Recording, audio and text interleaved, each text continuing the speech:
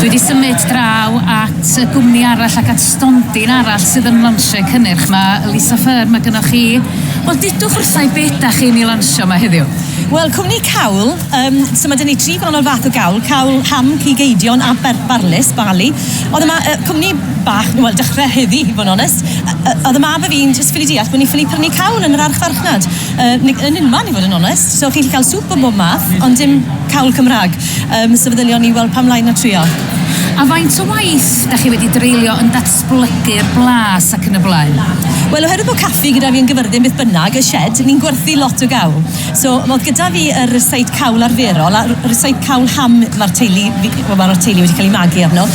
Hwna yw'n ffefryn ni, achos mae fe'n gig eitha, mae rhyw fath o melystra mewn ham, ond fi'n gwybod yn iawn bod rhan fwy o pobl yn meddwl ac yn ystyried taw cigeidion yw yr cawl traddodiadol, so mae hwnna gyda ni hefyd. A wedyn, wrth gwrs, mae eisiau un bach vegetarian, so ni wedi gwneud gyda barlis, achos oedd yn dyd cu yn arfer coginio gyda barlis yn ei gawl.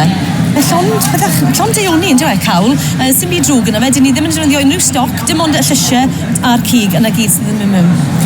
Mae'r neuadd bwyd yma yn llawn amrywiol gwmnïau cynnyrch o bob math. Pa fath o lwyfan ydy'r ffeireau chi fel busnes? Mae'n blatfform da i ni fel busnes bwyd yng Nghymru, ond hefyd, achos taw cawl yw mae'r ffaith bod hi'n eitha o'r ac yn lib tu fas yn helpu.